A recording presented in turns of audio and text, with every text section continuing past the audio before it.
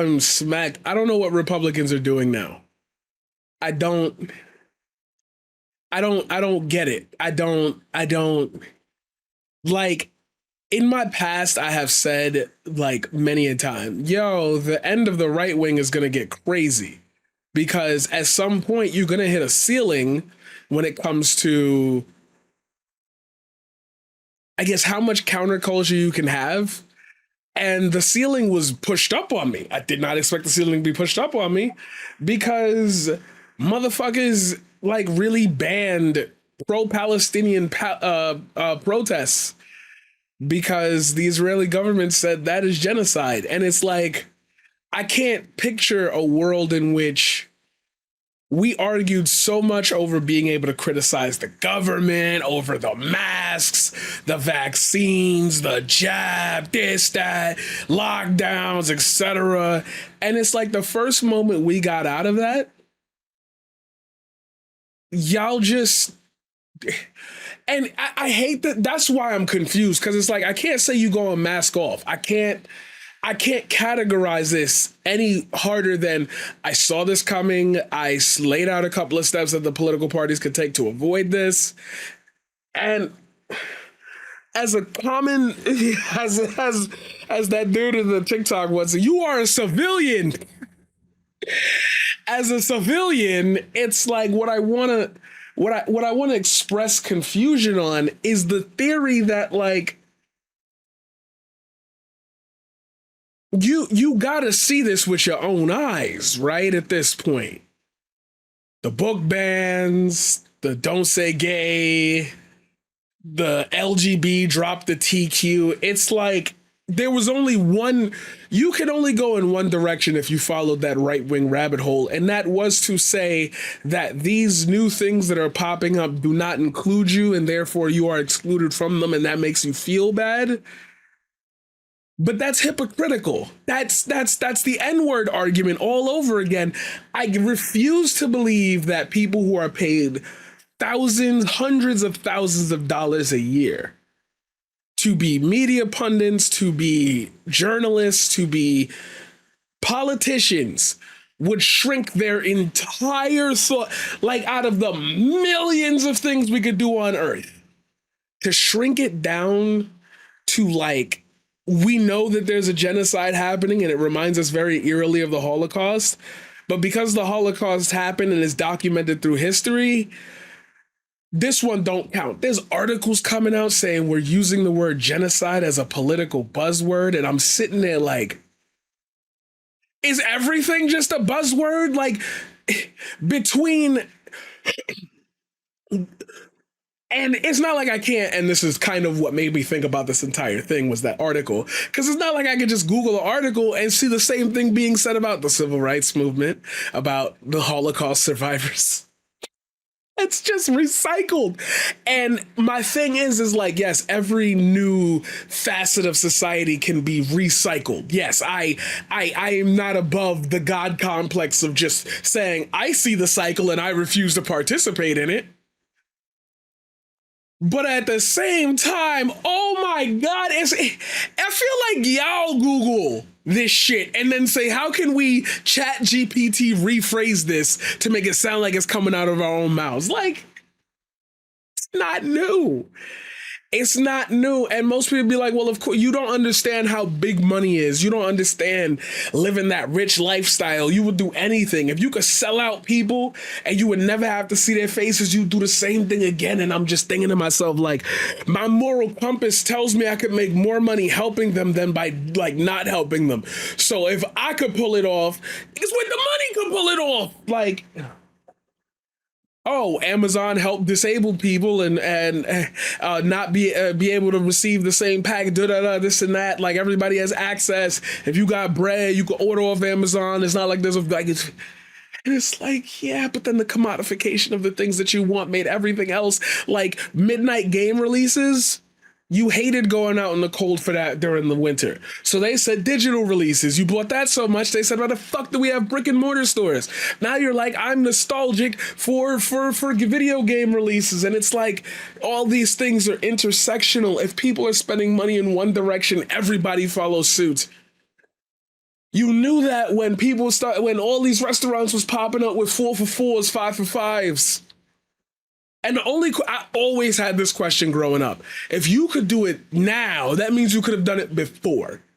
And that leads me back to the whole Republican argument. Is like, you did it before, it didn't work. You did it before and people hated it. People killed each other over the shit that you said. And like, it sucks that when I think about it, I'm already going to get the revisionists that say, but the Democrat, there was no Southern party switch. And it's like, every time I talk about a right-wing issue, it just spawns this whole, I'm playing into this massive web of bullshit. I'm playing into this massive web of just the corniest motherfuckers on the internet all together, grouping together to talk about some bullshit. And now, obviously, this happens on the quote unquote left, but it's really like a content creator problem. But that's a whole other video. Like, I want to stick this to kind of politics, but social commentary is a part of politics because these people will reference these streamers, these YouTubers, these TikTokers, like. And it's not everybody, but it's not the right people, dog. And it's like, it would never be the right people because you didn't expect this type of response back then. And I get that. Gamergate was a thing. Like, I'm so here for you for that. Like, there's history preceding this that knocks out everything that I'm saying as a function of society, because there was easily as much a counter movement to like bridge that. And we could definitely run back Pokemon Go and the whole but it's like,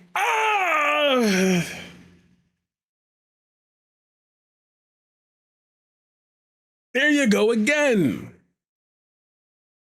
Thinking that like you need, and this is like, okay, this is where it gets, I guess, real for everybody. You got people saying that the trans people are trying to trans your kids. They're trying to gay your kids. And it's like, that don't sound familiar to you. I feel like if you're dumb enough to get duped for it over and over again by generation, you're not getting duped by it. This is how you always felt. And it's hard for me to explain that as just a black and white thing, because the gray area is me having to either say, you don't want them to exist, you want them to exist. What's the fucking meeting in the middle there? Exist 50% of the time? I recycled sundown towns. You can be gay until 9 p.m. And there are no allegories anymore. It's real life. Like, everything that most of us said was going to come from the eruption of the Republican Party into social, like these weirdos who get voted, these weirdos walking around with neo-Nazis, all this shit is comfortable because there was no pushback before. You guys may hate it, but freedom of speech. And it's like, oh, if everybody gets to speak, then so do they. When they get to speak, other people don't. Like, that's the rule for them. And then you have the paradox of intolerance. And it's like, yeah, y'all graduated high school, at least I hope. Who's driving the conversation who ain't go to high school? Who don't got their GED? I'm not saying some people should be excluded from conversations, but like, not everybody should be sitting in the room with everybody, dog. And this internet shit, this way we discuss it, that we think that politicians not looking at the trends and shit and seeing what motherfuckers referencing Nick Fuentes, motherfuckers referencing Destiny, motherfuckers referencing Milo Yiannopoulos, like, they're already in there in somebody's ear. Why is it that like I'll sit down and I'll really want to consider a point to like drive, and then when I just poke, I just boop, right at it, just boop. Just a little boop, a little boppo, you got boppo. Family Guy reference for those of you. Boppo, caught a little boppo. Why is it every time I catch a little boppo, the solution to whatever the fuck it is you're saying becomes so blatantly easy to see that it's like you just get views like complaining. And then I look like I gave views complaining because I'm complaining about the thing that they're complaining. And then by the time somebody comes to ask me how I feel about it, it's like I've already said that like 8 years ago. I'm just treading water. Bibbity bobbity. Like, and to me, it forms this ecosystem where I can't escape my heart going out to people who fall for this shit. Because now at this point, I go a layer under. It's not who you listening to. It's not the podcast. Those radicalize you. The boys, we're going to reference the boys here. Those radicalize you. But like, I think it's the fact that your friends suck.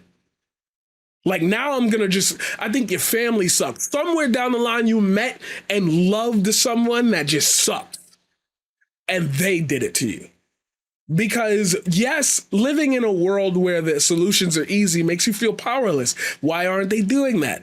But like every cause to fight for something, to lay your life down for something, to lay your career down, your online persona, your news persona, your like all of that would be benefited if you just took a baby face turn and just started like railing off about the shit that you could rail off about. Saying fuck Joe Biden just because everybody said we hated Donald Trump is a ridiculous political position. But you take that little piece and you extrapolate it. Then a whole bunch of other factors come in. And while I am telling people don't vote for Joe Biden or I'm not going to vote for Joe Biden because of X, Y, and Z, you're saying it for A, B, and C. And for those of you who recognize, yes, that was a Sega Genesis controller reference. Shut the fuck up. Anyway, you do all of that, and by the time you even recognize, oh shit, thank you for the subscription. Oh shit, I am alive. I am here. Hype train is close. While I'm talking about this, hype train is close. We love that. Appreciate that. While I'm going through this method of thinking, I stick myself in between these two lines of, at some point, facts and figures will not matter to the people who are, facts and figures will not matter to the people whose facts don't care about your feelings. Those people have moved on to feelings are their facts. How can I argue that? We have hit that wall. I can't find the paradigm shift in that because either the people you talk to refuse to do what I could do, or you haven't given them the space to do it. So instead of me trying to converse my way out of this, now I have to go full force. Now I have to sit there and be like, no, instead of me giving credence to this argument and understanding where this person is coming from, societal factors, structural factors, if you go about expressing it a certain way, nope, you don't feel that way. You don't feel, you're lying. That's it. Nope, no, I don't want to. If you don't get off of what you're saying, the conversation that we're going to have is going to devolve into me describing what's on my desk because that is factual. That is real. I can prove that. Your feelings being the bias behind it stops me from trying to say, well, maybe your feelings are wrong because of this event that happened in your life that caused you trauma you never worked through. I have to cause the trauma myself. I have to open the wound. When you start knocking on these doors of, I need to show you pain in order for you to realize there is pain, you go into what is known as a bait and switch political party.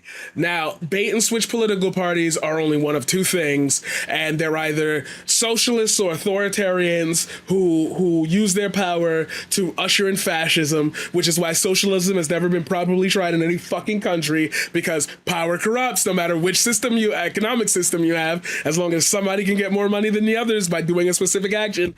That's how it works. You end up with this gorgeous form of fascism. You're making me do this while all I'm doing is imagine if Christians accepted gay people. Imagine if Christians accepted trans people. And they just had different arguments about, well, you're trans, but you don't believe in God. Okay, okay, now we could do that. but your default stance is I believe in God, therefore trans people are going to hell. I, where, where's the paradigm shift in that? Go ahead, say it. You're gonna say it in your head. I know you are. I'd have to tell them God isn't real or destroy their religion. That's the argument. There's only one way. I have to get rid of the bias, and that is generally people's worldview. So I guess what I'm saying is stay tuned. Paradigm shift is coming.